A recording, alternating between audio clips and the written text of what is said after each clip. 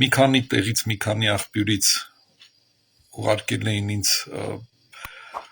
տեղեկատվությունը, հետո էլ արդեն տեսահոլովակը Ռոման Բաղդասարյանի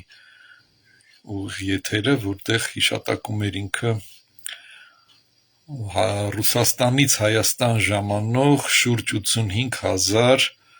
հայկական քաղաքացիություն ունեցող Ռուսաստանաբնակ հայերի այցելության մասին, որի բուն նպատակը, ոնց որ ներկայացվում էր, դա հունիսին կայանալիք ընտրություններին, խորհրդարանական ընտրություններին մասնակցելն է եւ այդ մասնակցության ընթացքում, ասենք, հնարավորին չափ աջակցել ադրբեջանական կլանին, որը գործում է Հայաստանում 90-ականներից սկսած։ Երբ որ ես ասում եմ ադրբեջանական կլան, երևի բոլորն էլ հասկանում են ինչի նկատի ունեմ, հատկապես Իլխամ Գեյդարովիչի հոր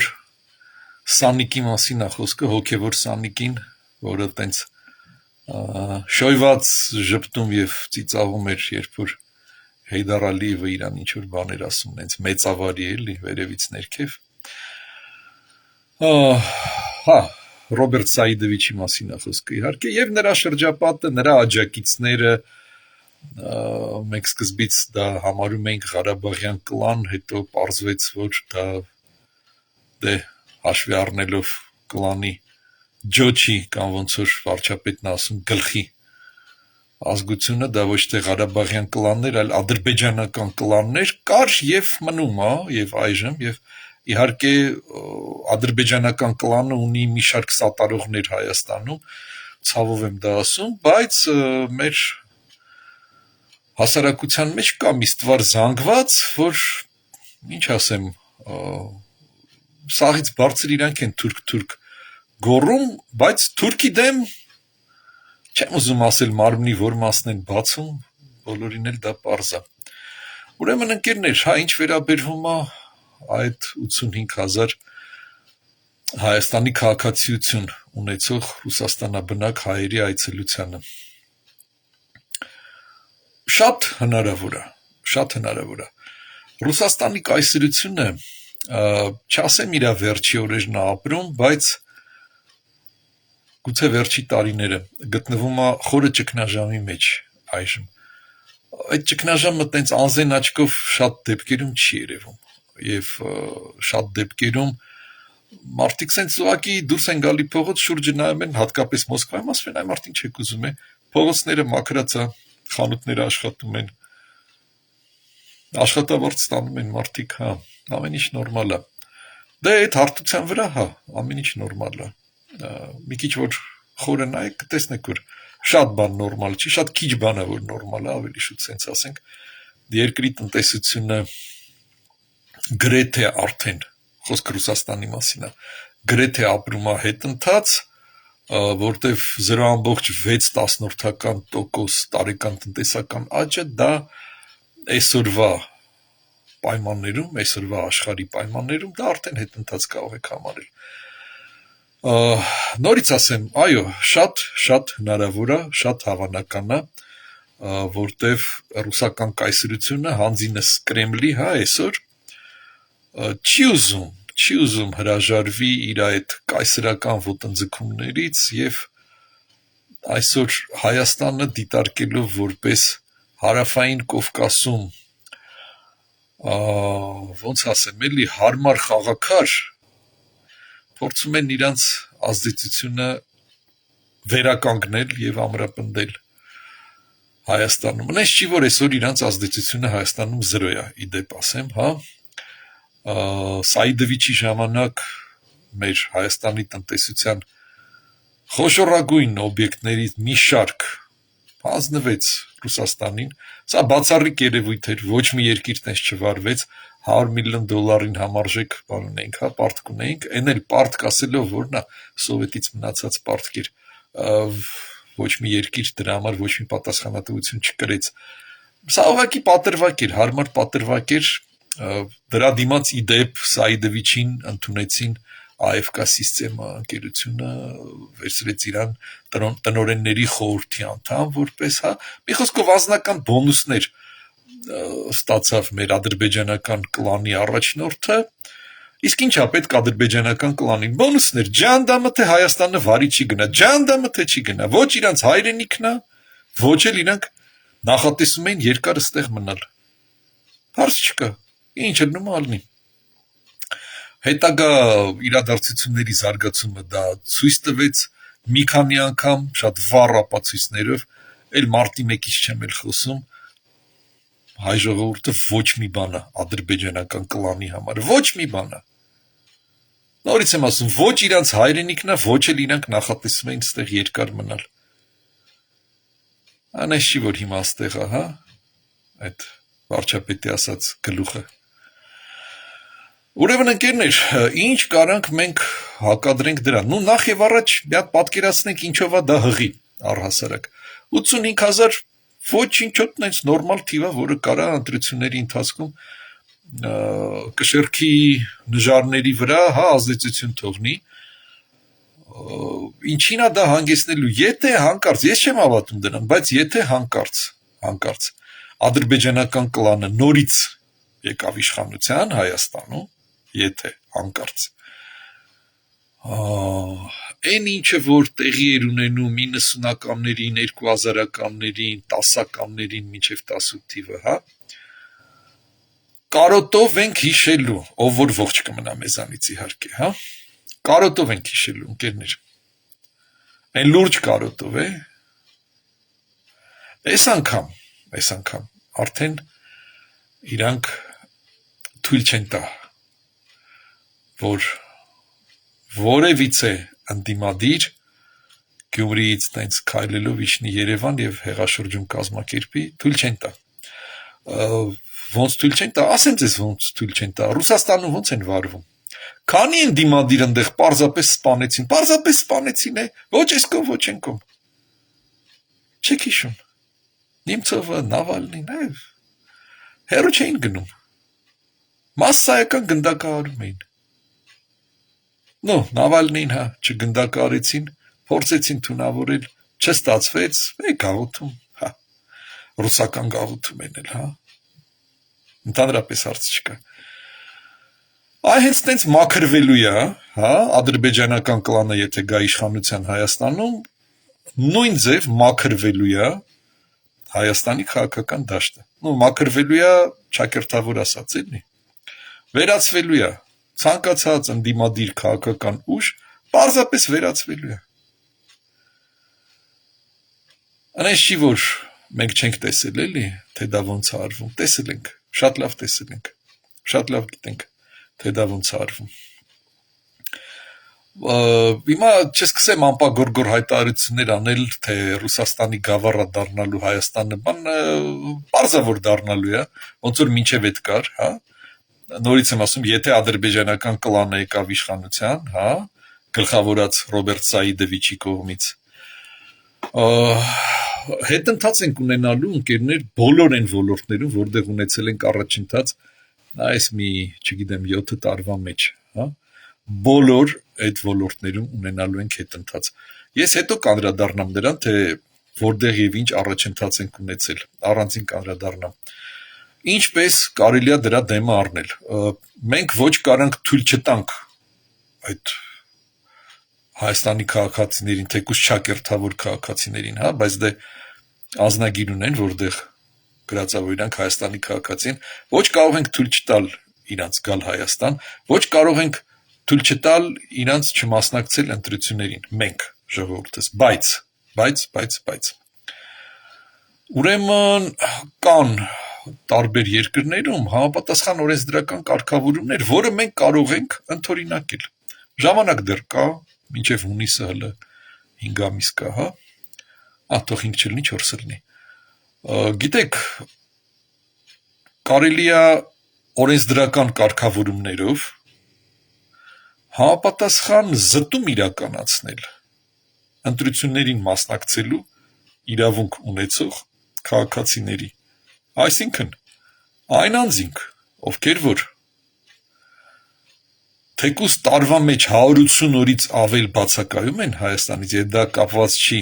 իրաց ծառայողական պարտականությունները կատարելու հետ, ոնց որ ասենք դեսպաններին, դե հասկացանք, այդ մարդը, չգիտեմ, Անգլիայում դեսպանա, պարզա պետք է ինքը նստի Անգլիայում, կամ Ճապոնիայում դեսպանա, պետք է նստի Ճապոնիայում, հասկացանք,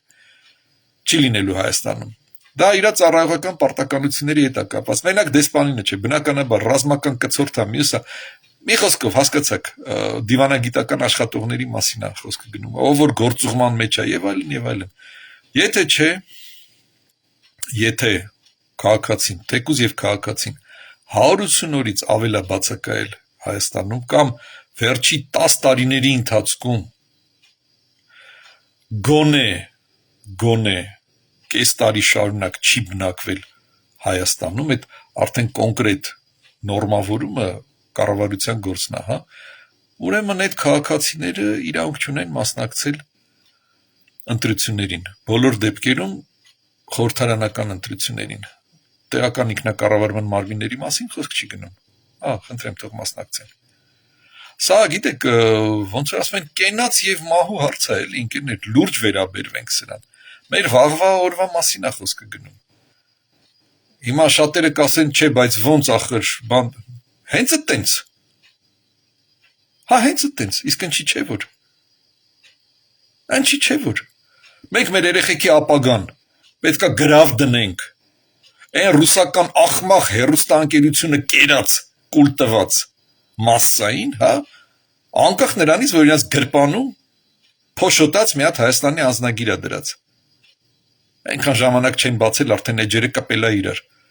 Չէ, ամենևին չէ։ Մեկը ես որ չեմ պատրաստվում։ Իմ երեխեքի ապագան գրավ դնեմ, հա։ Ինչ որ Վառոնեժից մի հատ ընդեի պրոպագանդան կերած Սալավյով լսած, Մարգարիտա Սիմոնյան լսած, հա, մեկը գա աստեղ իմ երեխեքի ճակատագիրը որոշի, մի քիչ շատ չեղավ։ Մի քիչ չէ, ահագին շատ եղավ։ Սա մեր իշխանությունների խնդիրն է եւ ես շատ հույսով եմ, որ իրանք շատ աչալուրջ մոտեցում կցուցաբերեն այդ հարցում։ Մենք իրավունք չունենք կազինո խաղալ։ Իրավունք չունենք ռուլետկա խաղալ։ Այս դեպքում դա վերածվել է ռուսական ռուլետկայի։ Իմացաք, չէ՞։ Այն որ թմբուկավոր ատրճանակի մեջ, հա, այդ թմբուկի մեջ մի հատ փամփուշտ են դնում, ու հերթով գլխին դրած կրակում են։ Ես չեմ պատրաստվում մեկը, եւ հույսով եմ իշխանությունները կկիսեն այդ մոտեցումը, եթե արդեն չեն կիսում։ Ճիշտ ասած, ես հավատացած եմ, որ այդ խնդիրը իրանց ուշադրությունից չի վրիպել եւ այդ ուղղությամբ ինչ որ աշխատանք վարվում է։ Երկրորդը, ընկերներ, սրանով չպրծանք։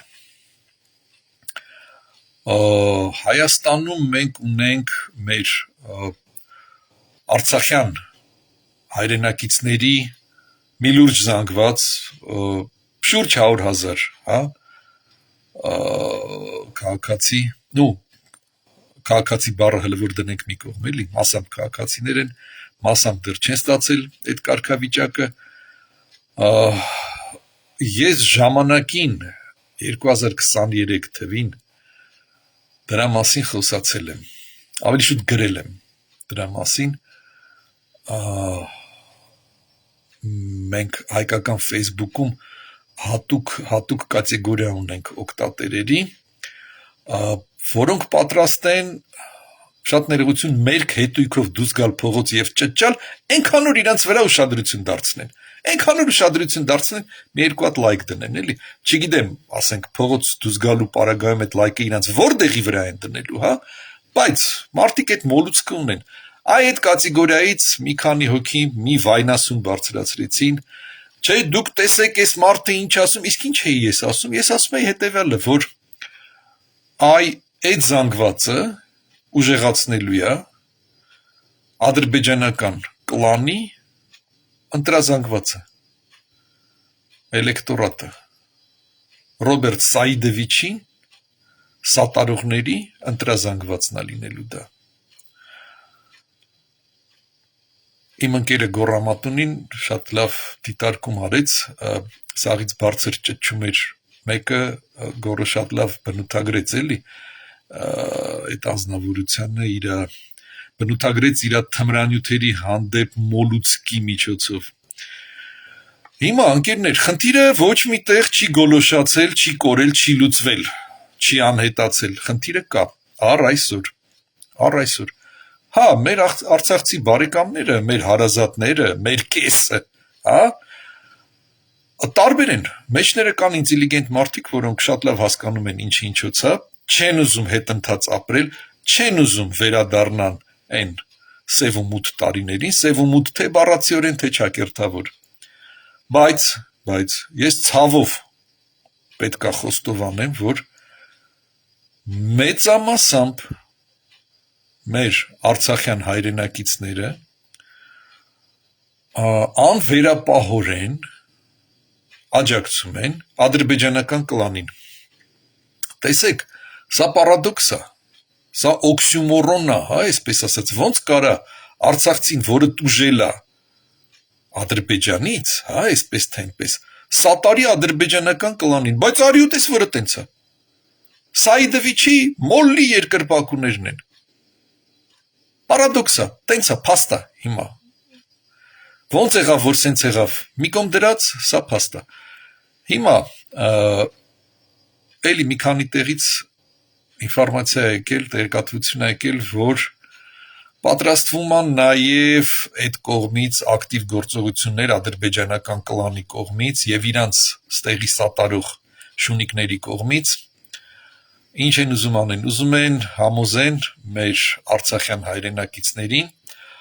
արագ ստանալ Հայաստանի քաղաքացիություն, որ ունենան քվեարկելու հնարավորություն խորհրդարանական ընտրություններին։ Տեղական ինքնակառավարման ընտրություններին իրանք արդեն իսկ ունեն այդ հնարավորությունը քվեարկելու, անկախ նրանից Հայաստանի քաղաքացի են թե չէ, հա,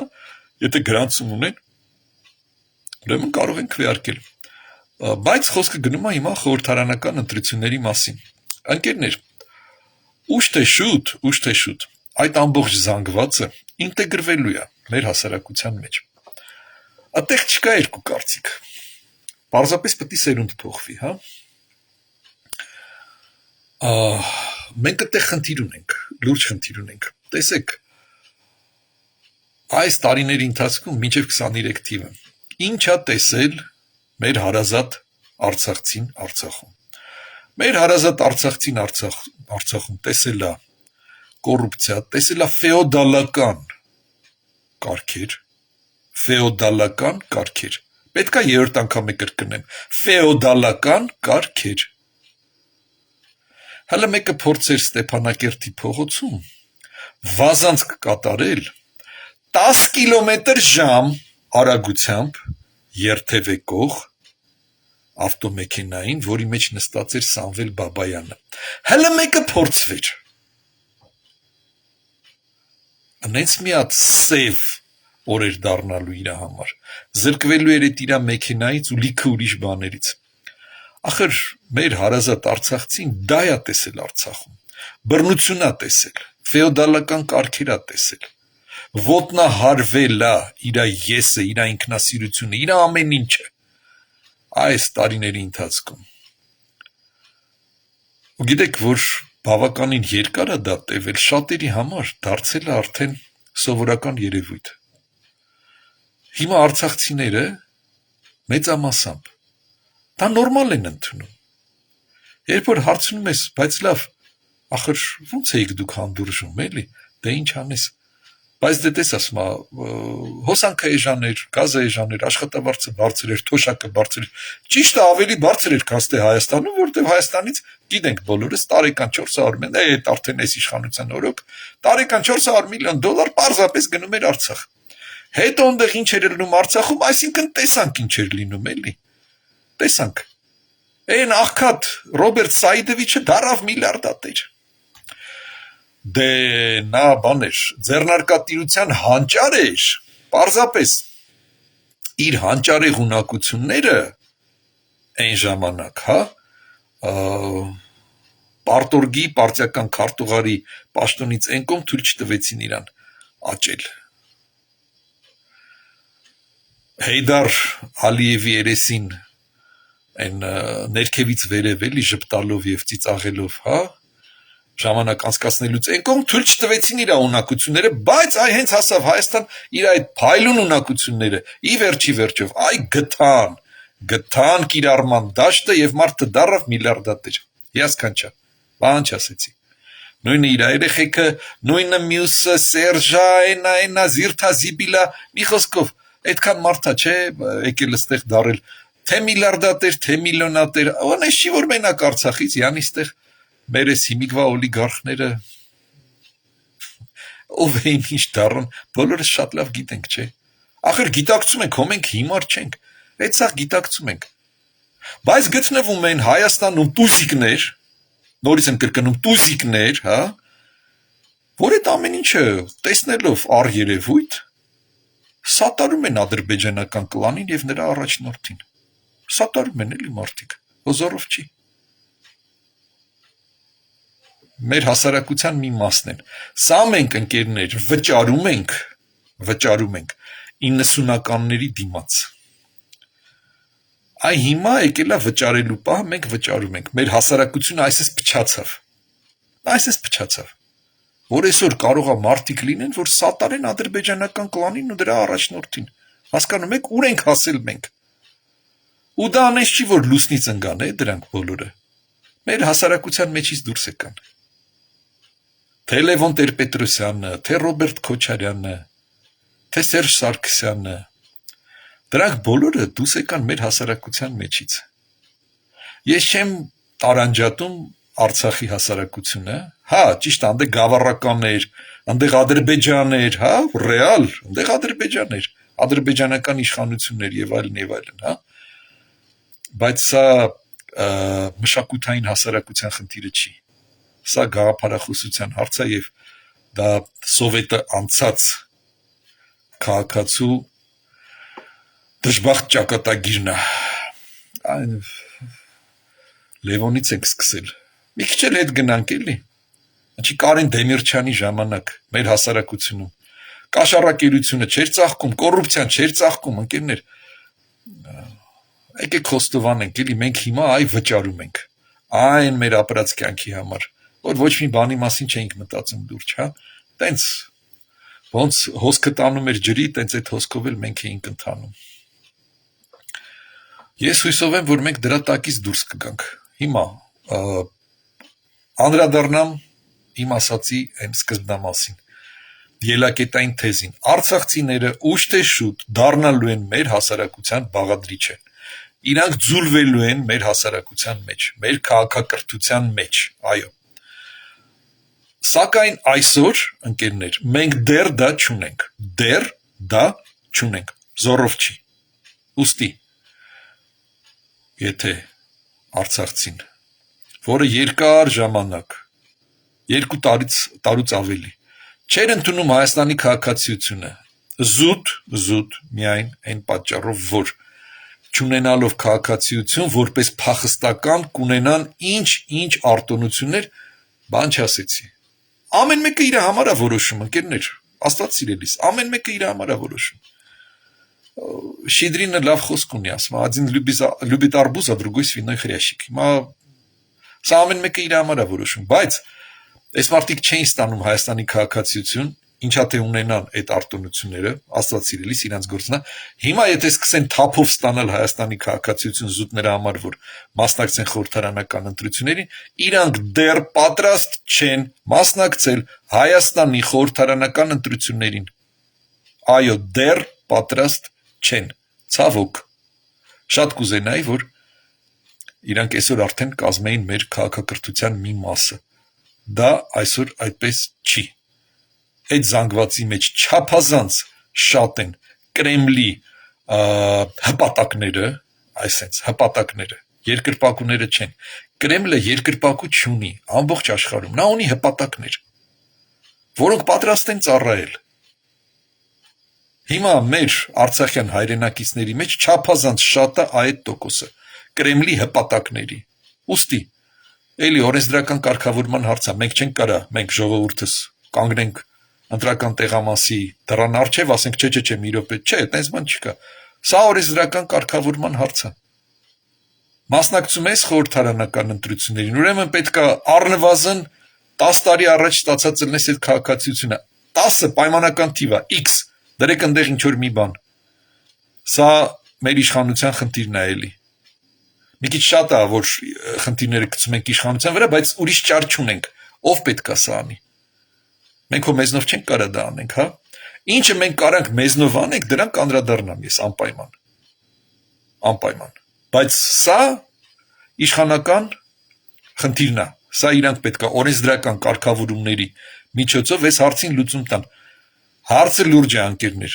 չիմանաք թե հենց այնց ամեն ինչ իրան ստացվել է ոչ մի բան էլ իրան չի ստացվել Կրեմլը լավ գիտակցում է եթե այս անգամ Հայաստանը ստանա հաջորդ հանդարտ 5 տարին հանդարտ հա այդ պարագայում արդեն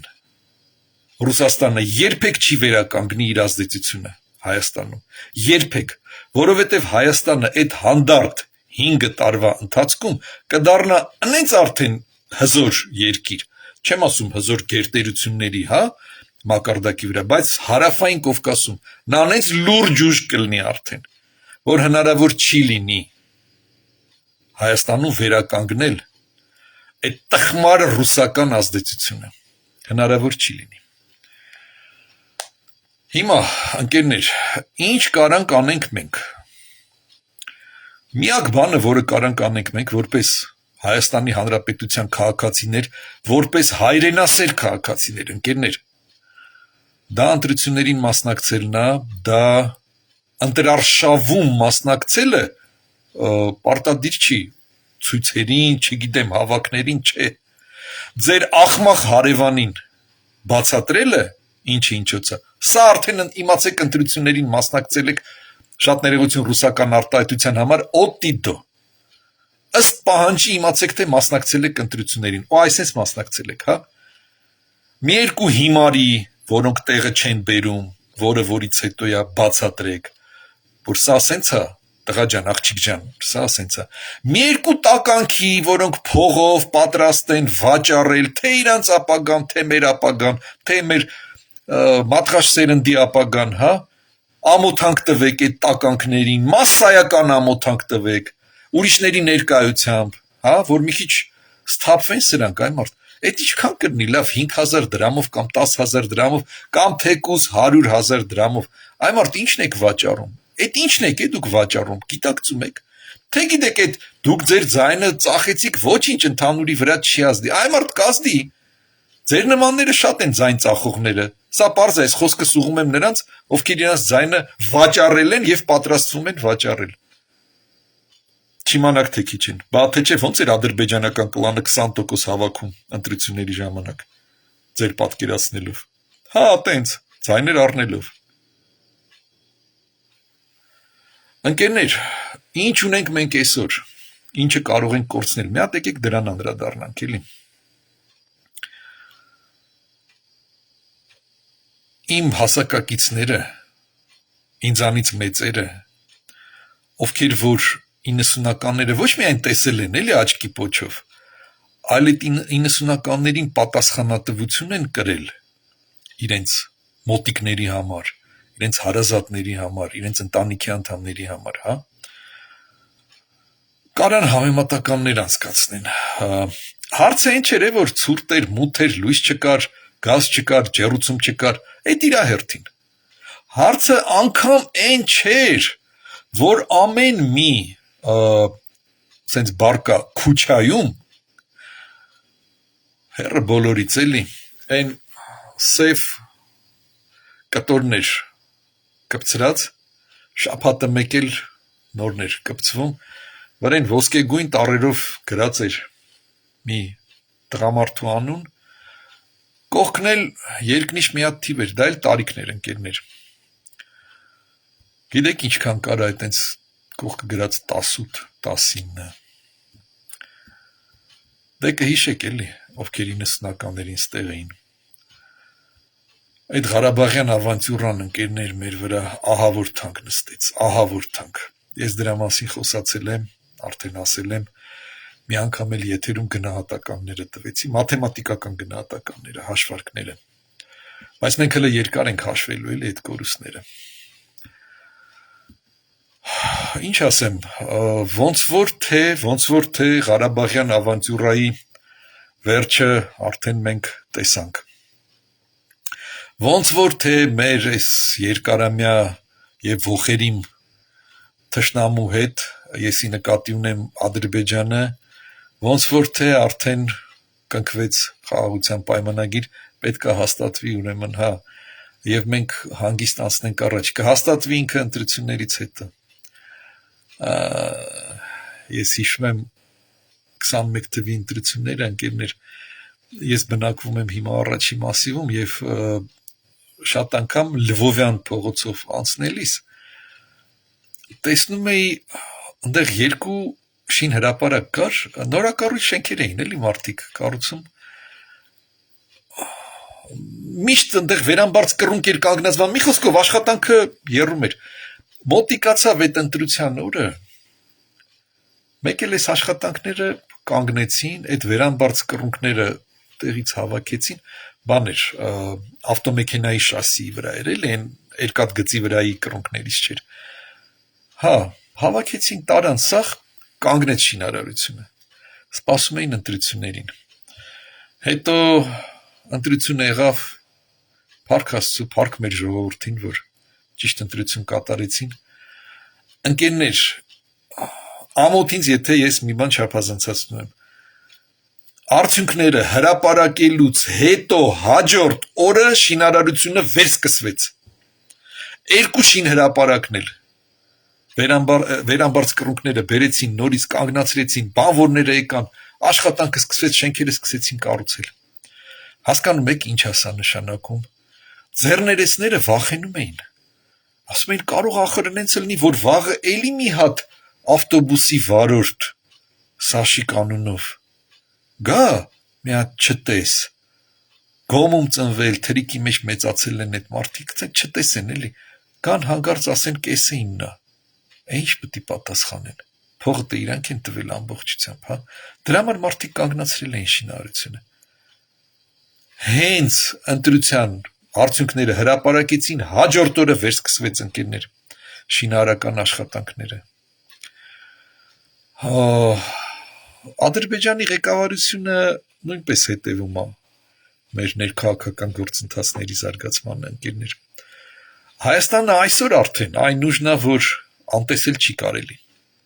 Հարավային Կովկասումի նկատի ունեմ, հա։ Եվ բնականաբար ադրբեջանցիք դա գիտակցում են շատ լավ, շատ հստակ։ Բայց եթե հանկարծ հունիսի ընտրությունների արդյունքում վերականգնվի ադրբեջանական կլանի ազդեցությունը, Ադրբեջանը մեզ հետ արդեն այլ կերպ է խոսելու, Ադրբեջանը արդեն չի էլ խոսելու, նա մեզ թելադրելու է, որ գիտեք ինչ, լինելու է սենց, երկու բռնապետ, բռնակալ, եսի նկատի ունեմ Իլհամ Ալիևին և ի նկատի ունեմ Վլադիմիր Պուտինին, շատ լավ են իրար հասկանում, դուք չեք պատկերացնի ինչ աշճանի, այս որ ընդեղ ինքնաթիռ, ընգավ, բան, վայ, ռուսները խփեցին, բան, չուտեք դա, Ադրբեջանն ու Ռուսաստանը անենց խորքային, անենց հիմքային ընդհանուր շահեր ունեն, դուք բոլորդ գիտեք, որ ռուսական գազը այսօր վաճառվում է եվրոպական երկրներին Ադրբեջանի միջոցով, Ադրբեջանը ասում է հետևյալը, ասում է ես իմ գազն եմ վաճառում, իսկ ռուսական գազը ներմուծում եմ, որ իմ ներքին կարիքները հոգամ, այսինքն ձևականորեն այդ էմբարգոն պահպանված է, այդ պատժամիջոցները ձևականորեն պահպանված են, հիմա դուք պատկերացնում եք ինչ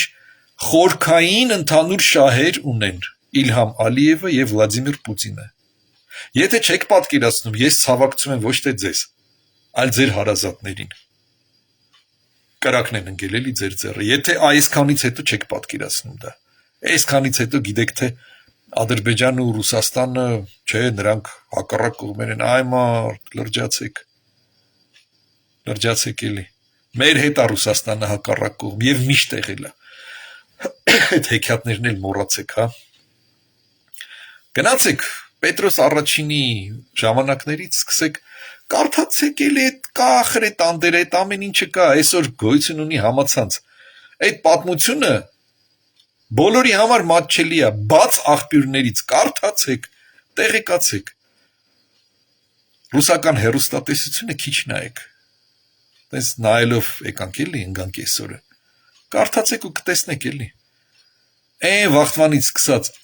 օինի հետևից մի անգամ մի դեպք չեղավ, որ ռուսները մեր համար, հայերի համար, Հայաստանի համար մի լավ բան արած լինեն։ Մի անգամ չեղավ տես դեպք։ Եղել են դեպքեր, որ իրանց չեզոք են պահել, կամ հավասարաչափ են օժանդակել մեզ ու Ադրբեջանին, երբ որ ունեցել են համապատասխան շահեր։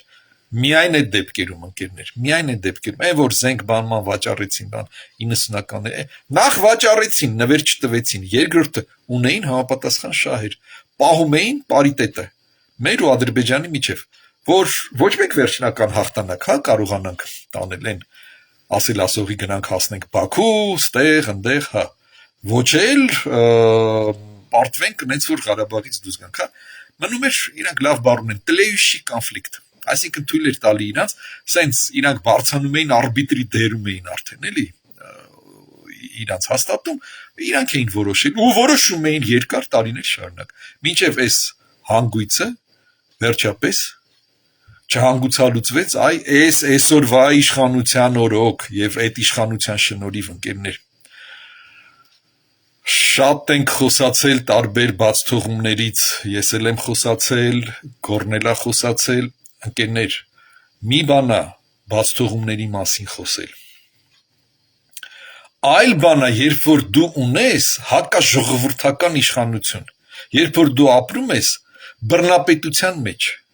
սա բոլորովին այլ բան է։ Էլ ոչ ոք չի էլ կարողանալու է քննադատի իշխանությունը։ Հələ հիշեք են վախտերը։ Այնտեղ լավ չբարևեցիր, մարդուն տարան զուգարան ծեծելով սպանեցին, ինչա թե լավ չբարևեց։ Սրանից ավել ես ոչ մի փաստարկ չեմ բերելու։ Ում այսքանը բավական չի, նորից եմ ասում, ես ցավակցում եմ ձեր հարազատներին։ Ուրեմն ձերը կրակն են ընկել այդ մարդիկ։ Ինչ ունենք մենք այսօր Հայաստանում, ընկերներ։ Հայաստանում մենք ունենք նախ զարգացող տնտեսություն, ով ինչ ուզում ասի, էլ չենք գնում այս կոմենքում։ Համաշխարհային բանկի թվերն ենք նայում ենք միջազգային արժութային հիմնադրամի թվերը, սրանից օբյեկտիվ թվեր դժվար է պատկերացնել։ Կամ եթե սուբյեկտիվ է, ուրեմն ամբողջ աշխարհի համար է սուբյեկտիվ, որտեղ ամբողջ աշխարհը այդ թվերն է ընդունում, որպես հիմք։ Վերցրեք այդ վիճակագրությունը, Հայաստանը տարեց տարի զարգանում է արդյունաբերությունը, բացվում են նոր գործարաններ եւ ոչ միայն նոր գործարաններ, ամեն մի գործարաններ իհարկե օգուտ է տնտեսության համար, թեկուզ շոր ու կոշիկ կարելու, բայց հիմա արդեն զարգանում է բարձր տեխնոլոգիական արդյունաբերությունը, ընկերներ, տենց գործարանների մասին է խոսքը, տենց ձեռնարկությունների մասին է խոսքը։ Այսօր Հայաստանը բացառիկ հնարավորություն է ստացել, ընկերներ, դառնա հարավային Կովկասի տեխնոլոգիական հաբը։ Հաբը ասելով, այսինքն, լավ, սենց ասեմ, խաչմերուկը, տեխնոլոգիական խաչմերուկը, ընկերներ։ Nvidia ընկերության մասին բոլորը լսել եք, աշխարհի խոշորագույն ընկերությունն է, դե հնարավոր չի լսած չլնեք, Մեր բախտը բերեց, որ ընդեղ փոխնախագահ ունենք մեր հայրենակիցը հայազգությամբ, եւ արդեն Հայաստանում պատրաստվում են միլիարդավոր ներդրումներ կատարել Հայաստանում արհեստական բանականության մշակման համար տվյալների մշակման կենտրոն հիմնել։ Էլ չեմ ասում կիսահաղորդիչների արտադրության մասին, ընկերներ, ով որ չի պատկերացնում դա, Տայվանի մասին ամբողջ աշխարհը գիտի այնքանով, որ Տայվանում գտնվում է TSMC ընկերությունը, ներողություն, TSMC ընկերությունը, Taiwan Semiconductor Manufacturing Company։ Ինչ անում ինքը կիսահաղորդիչներ է արտադրում։ Ամբողջ աշխարհը այսօր նայում է Տայվանի ձեռքին։ Ամբողջ աշխարհը նայում է Տայվանի ձեռքին։ Այդ կիսահաղորդիչների արտադրության շնորհիվ, գիտեք, հիմա այսօր Հայաստանում հիմնվում է դա, չգիտեմ ինչ ենք ուզում, Աստծուց կրակ ենք ուզում, այս տարի հնարավոր է, այդ արդեն Արարատ Միրզոյանի բառերից եմ ասում, հնարավոր է, որ այս տարի, նու իր ասելով շատ հնարավոր է, հայ, ես մի քիչ թեթև ավելի ասեմ, հնարավոր է, որ այս տարի ազատականացվեն Եվրոպա, դեպի Եվրոպա Հայաստանի քաղաքացիների համար մեկնելու պայմանները, այսինքն արտոնագրային ռեժիմի ազատականացման մասին է խոսքը գնում։ Երևի բոլորդ պարբերաբար ստանում եք էլեկտրոնային փոստով այդ գովազդը, որ չգիտեմ ընդեղ 25 եվրո, որ դեր Պալերմո, հա, ասենք, բանը, ինքնատրի տոմսը 25 եվրո, մեկնեք Պալերմո, մեկնեք ստեղ, մեկնեք ընդեղ 30 եվրո, 35 եվրոյով մեկնեք Հռոմ, չգիտեմ ընդեղ 50-ով ստե 70-ով ընդեղ մի խոսքով։ Դե մեծամասնության համար մեր քաղաքացիների այդ 25 եվրոն չի հարցը ու այն էլ չի հարցը, որ մի հատ 25 պտի տաս հետ գաս, հա, այդ էլ ոչինչ, այն էլ չի հարցը, որ մի օր թեկուզ ընդեղ անցկացնես, ինչ որ մի բանով պտի ինձ տեղում սնվես բանա, մի խոսքով այդ 100 եվրոն յուրաքանչյուրի մոտ կգտնվի, լավ, յուրաքանչյուրի մոտ չգտնվի, ով որ ասենք այն ծանր պայմաններում է ֆինանսական, դե չի գնա լավ Պալերմո խոսքի այս տարի կամ եկող տարի էլ չի գնա, հա, մի քիչ վիճակը կարգավորվի, նոր կգնա, բայց մեծամասնության համար այդ 100 եվրոն ասենք, շատ ընդունելի մի հատ գումար է, էլի կարելի է մի հատ տալ գնալ Իտալիան տեսնել թեկուզ մի օրով, հա, տեսնելու հետ գալ, հյուրանոցում չմնալ այ մարդ, հա, մի երկու հատ տեսարժան վայր է, բանը այցելեք հետ գալ, բայց գիտենք, որ կա արտոնագրի հարցը, այդ արտոնագիր ստանալն էլ մենակ իր տևողությունը մի ամիս է արդեն, այդ թղթերը լրացնելը մի հատ առանձին կվեստ է, հա, այդ առանձին մի հատ պատմություն է, էլ չեմ ասում, որ մարդիկ լրացնում են ոնց որ պատկերացնում էին, ստանում են մերժում, ինչա թե օրինակ դեսպանատնից ասում են, գիտեք ինչ կա, դուք ձեր այցելության նպատակը լավ չեք բացատրել, գրել եք ընդ զբոսաշրջություն, բայց լավ չեք, լավ բացատրելը պետք է լիներ, ուզում եմ գնամ այս քաղաքը, տեսնեմ այս տեսարժան վայրը, հետո այս քաղաքը տեսնեմ այս տեսարժան վայրը։ Դե մարդիկ չգիտեն ոնց լրացնել, դա չեն գրել, իրանց էլ մերժել են։ Ինչ որ մի միջնորդ օֆիս էլ ասում է, հա, եթե ինձ վճարեք 2000 եվրո, ես ձեր տեղը կլրացնեմ։ Հա, բայց 2000 եվրո արդեն չունեն այդ մարդիկ։ Այս սաղ ասածս որն է, ընկերներ, այ հիմա, հա, հուսով ենք, որ այս տարի այդ 25 եվրոն, այդ 50-ը, այդ 100-ը դառնում արդեն իմաստալի։ Մինչև հիմա մեր հայրենակիցների մեծամասնության համար դա իմաստազուրկ էր, հա, շատ էլ ոնց որ ասես, գիտես ինչ կա Նյու Յորքում միտը կա դրած $50, կարաս գնաս, այս ինչ տեղն է, գնա վերցա, այ մարդ ես մինչև հասնեմ Նյու Յորք 5000 եմ ծախսելու, իմաստազուրկ է, բայց ոնց որ թե ուզում է արդեն դառնա իմաստալի դա։ Բացի դրանից, ընկերներ, Հայաստանը վերջապես պատրաստվում է զբաղեցնել իր ըստ արժանավուն տեղը արևմտյան քաղաքակրթության մեջ։ Այսինքն, բավականին լուրջ քայլեր են արվում եւ հողա նախապատրաստվում Եվրոմիության, չեմ ասում վաղվանից անդամակցելու, բայց ասոցիացիան պայմանագիր կնքելու։ Ինչա նշանակում ասոցիացիան պայմանագիրը, ընկերներ, նշանակում է այն, որ մեր խեղճ ու կրակ գյուղացին, որը, չգիտեմ, Վարդենիսում տանձ էր աճացնում մի կերպ, հետո այդ տանձը մեծածախ գներով, էժան գներով տալիս էր օրինակ Սպայկա ընկերությանը, հա, որտեվ լիցենզիա մենակ իրանք ունեին, էլի, նո ավելի շուտ սերտիֆիկացում։ Վաղը մյուս օր այդ մեր Վարդենիսի գյուղացին կկարողանա իր տանձը վաճառի եվրոպական ընկերությանը եւ գինը կլինի մի 0 ավել։ Թե այսօր տալիս էր 400 դրամով, վաղը կտա 4000 դրամով, որտեվ տանձը ընդ շուկայում լավ թանկ է։ Ծիրանը լավ թանկ է։ Այնտեղ հատով հայելի մի շարք դեպքերում ընկերներ ասեմ ձեզ, այդ ծիրանը վաճառում, հա, մենք ուղղակի դա չենք պատկերացնում, մենք ստե սովորենք արկղով կամ լավ արկղով եթե չէ, ապա կիլոյով, հա, առնվազն, բայց տեղ կա որ հատով է վաճառում, գիտեք այդ ծիրանը։ Եվ էժան չի։ Կանաչին ընկերներ, երկու հատ սամիտ, բանով են, վակուումնի փաթեթավորումով, հա, երկու հատիկ սամիտ, մի եվրո 40 սանտիմ, ոնց է ձեզ համար, ձեր ցավը տանեմ։ Այ մարդ, մի քիչ էլ մենք շնչենք, էլի, մեր գյուղացին մի քիչ լավ ապրի, մի քիչ լավ իրան զգա։ Մեր գյուղացին, որ իրան լավ զգա, այդ է Ֆրունզիկը ոնց էր ասում, когда мне будет приятно, я так довезу։ Մեր գյուղացին, որ իրան լավ զգա, ախր քաղաքացին էլ լավ կզգա, է ձեր ցավը տանեմ։ Մեր տնտեսությունը, որ ոտքի կանգնի, անես չի, որ այսօր գյուղատնտեսությունը վատ վիճակում է, բայց յոլա են գնում, էլի, յոլա են գնում։ Ես շարքային գյուղացու մասին եմ ասում, այն որ ասենք հեկտարներով ջերմոցներ ունեն, Աստված սիրելիս, իրանք այսօր են լավ, վաղն են լավ լնելու, Աստված տա թող հայ լավ լնեն, հայ թող լավ լնեն։ Մեր տնտեսությունն է ինչքան զարգանա, մեր բոլորի օգուտն է, բայց վաղ այն շարքային գյուղացին, որ զանգում ասում է, գիտեք ինչ կա 2 տոննա խնձոր ունեմ, էլի, կարող է, այ եղբայր, այդ քո 2 տոննան խնձորի օրինակը մի քիչ անհաջող բերեցի, հա, որտեվ խնձորը հեչ երաշխավորված չի, բայց մնացած ամեն ինչը չեք պատկերացնում, էլի եվրոպական շուկան Իրանից ինչ է ներկայացնում, պարզապես չեք պատկերացնում 500 միլիոն բնակչություն, համարյա մի քիչ շեշտեմ, վճարունակ բնակչություն, ընկերներ, վճարունակ բնակչություն։ Պատկերացնում եք Հայաստանի այս մեր մի բուռ արտադրանքը,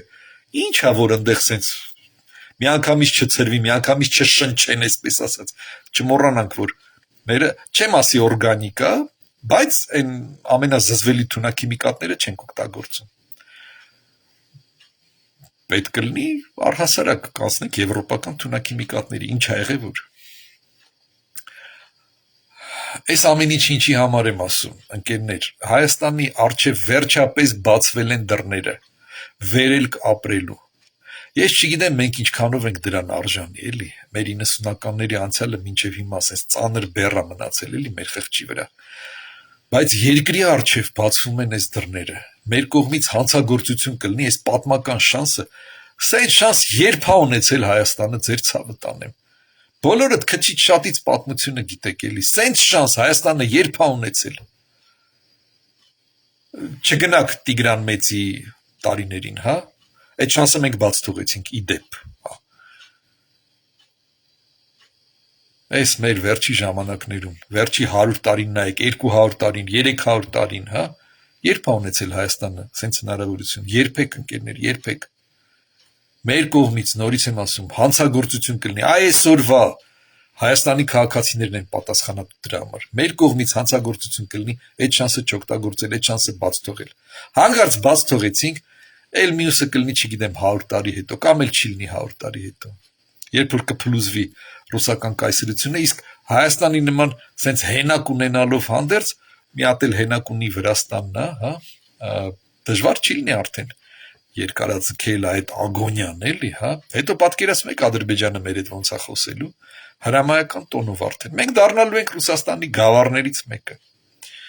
ոնց որ կայինք Սայիդովիչի ժամանակ, հա, ընկերներ,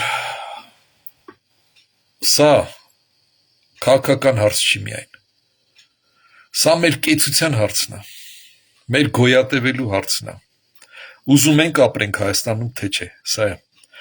այսօր, տեսեք, հունիսին, բացի նրանից էլի, որ մեր բոլորի ճակատագիրն է որոշվելու, սա երկու քաղաքակրթության ջրբաժանով է անցնում, էլի, այդ ընտրությունը հասկանում եք, բախվում են երկու քաղաքակրթություն, արևմտյան քաղաքակրթությունը և այն բարբարոսական բարքերը, որոնք տիրում էին թաթար մոնղոլներից հետո մնացած տարածքում, հա, ասենց ասեմ, ու իրանց բարքերն էին մնացել ընդեղ առ այսօր, շարունակում են մնալ, մենք ենք պատասխանատու, որ կողմն ենք մենք գնալու, միանալու ենք արևմտյան քաղաքակրթությանը, հա, ունենալու ենք շանս ապրել, ոնց որ դա վայել է քաղաքակիրթ հասարակության մեջ, թե նորից սկելու ենք, չգիտեմ, հերթական գավառի մակարդակին ենք հասնելու, ոնց որ դա տենչում էին ադրբեջանական կլանը, տենչում էր մեր հարգարժան թաթար ռուբո կոչեցյալը, հա, տենչում էր եւ հիմա էլա տենչում Սամվել Կարապետյանը եւ մյուսները եւ ընկերներ մի կարեւոր բան ես ինքս շատ անգամ եմ խոսացել որ մեզ պետքա քաղաքական դաշտում բազմազանություն երրորդ ուժեր են ես էլ եմ խոսացել Գոռամատունին էլ է խոսացել Հովսեփ Խուրշուդյանն էլ է խոսացել շատերն են խոսացել ընկերներ այ հիմա ես լիովին պատասխանատվությամբ ասում եմ հետևյալը այս պահին մի մտածեք դրա մասին այս պահին եւ մինչեւ հունիսը ներառյալ գոյություն ունենալու երկու չխափնվեք են տարբեր անուններ են դնում ես իմ սենց Հայաստանը նենց Հայաստան Մարոտոտա եւ այլն չէ այդ բոլոր կուսակցությունները որոնք որ սենց ծլում են քաղաքական դաշտում Գիտենում ես ընտրությունների ժամանակ դաշինք են կազմում, ոնց որ դա եղավ Լենինականում, Գյումրիում։ Բոլորս տեսանք, չէ՞ ինչ եղավ։ Մարոտոտա, Կարո Հոպար կուսակցությունները միացան բոլորը իրար, դարավ մի հատ ադրբեջանական կլանի շահերը պաշտպանող դաշինք։ Եվ ադրբեջանական կլանը հաղթեց Գյումրիում։ Էջմիածնում արդեն չէ, չկարացան։ Արդեն այդ մեխանիզմը ոնց որ հասկացել էին էլի մարդիկ։ Կոչ եմ անում ձեզ բոլորիդ, խնդրում եմ ձեզ բոլորին որպես ձեր եղբայր, չերկմտեք, գոյություն ունի երկու քաղաքական ուժ, մեկը դա ադրբեջանական կլանն է, մյուսը քաղաքացիական պայմանագիր կուսակցությունն է, ադրբեջանական կլանը բազմաթիվ անուններ ունի, տարբեր մանր-մունր կուսակցություններ, այն չիխուախուա չապսի կուսակցություններ բանա, որ գրպանի մեջ տեղավորվում է, այդ սաղ մի կողմ, Ջրբաժանի այն մի կողմն են, այս մի կողմը քաղաքացիական պայմանագիրն է, ես հասկանում եմ, կան այլ կուսակցություններ, որոնք հարում են այդ գաղափարներին, կիսում են այդ գաղափարները, ընկերներ հիմա վախտը չի, հազար ներողություն, հիմա վախտը չի, ոչ Արամ Սարգսյանի կուսակցությունը, ոչ Արման Բաբաջանյանի կուսակցությունը, ոչ մյուսը, իրանք այդ շեմը չեն անցնում, հասկանում եք, շեմը չեն անցնում, այս ձայները փոշիացվում է, դառնում է այդ ձայները բաշխման առարկա հետո, շեմը հաղթահարած կուսակցությունների միջև, այսինքն դուք Յանիկ վեարկել էիք արևմտամետ ինչ-որ ուժերին քաղաքական, բայց ձեր քվեն մասամբ գնաց ադրբեջանական կլանին, որտեվ սրանք շեմը չանցան, իսկ նրանք անցան, ուստի, ընկերներ, այդ սա խաղերը թողում ենք մյուս ընտրությունների համար, այ 5 տարի հետո գրեթե համոզված եմ, բայց առնվազն շատ հույսով եմ, որ մենք կունենանք այո քաղաքական դաշտում բազմազանություն, այո կլինեն այլընտրանքային կուսակցություններ, կլինեն արևմտամետ, քաղաքակրթամետ, հայամետ կուսակցություններ, բացի քաղաքացիական պայմանագրից, այսօր էլ կան, բայց որոնք կկարողանան հաղթահարել արդեն այդ ընտրական շեմը, այդ տոկոսները կկարողանան հաղթահարել, այսօր ցավոք չեն կարողանում հաղթահարել, ցավոք, ինչ պատճառներով, ուստի մենք ունենք մենակ մի խարիսխ այդ կողմի վրա, դա քաղաքացիական պայմանագիրն է ընկերներ, սա իմ վերջի եթերը չի լինելու այդ թեմայով հաստատ, ես նորից ու նորից խոսելու եմ, նորից ու նորից կոչ եմ անելու,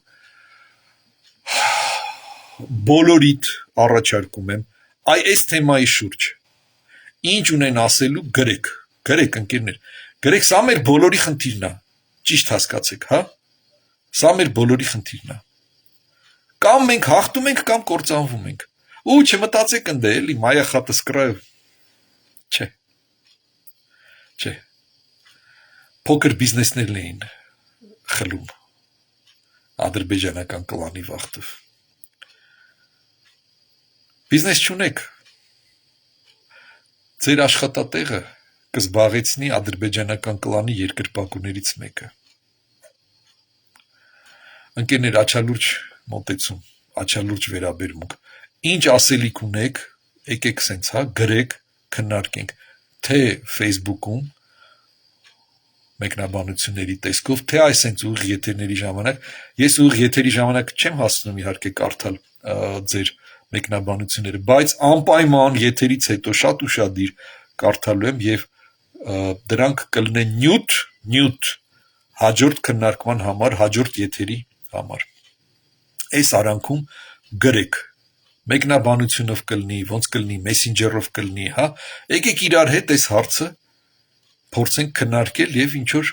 լուծումներ գտնել, մարդա մեր տեղը, ով ինչ կարա, ձեր ցավը տանեմ, ով ինչ կարա, բոլորս ոնց որ մի ընդհանուր գործ ենք անում, էլի, բոլորս աշխատում ենք թույլ չտալ ադրբեջանական կլանի հերթական բռնակալական այդ բանը, ժամանակահատվածը, հա, որը կտևի ոչ թե 5 տարի, չսխալվեք, նա արդեն կտևի 50 տարի, էլ իրանք թույլ չեն տա սենց, օյններ ոնց որ եղավ էլի, 18 թվին իրանց գլխին եկավ այդ օյնը, ընկերներ, այսքանով առայժմ ամփոփում եմ, շարունակում ենք աշխատանքը, մինչև վերջի օրը, մինչև լռության օրը, հա, լռության օրին նախորդող օրը, շարունակելու ենք, քննարկելու ենք, շփվելու ենք իրար հետ, մտքեր ենք փոխանակելու, որ կարողանանք այս վճռական հարցին լուծում տալ, ընկերներ, սա է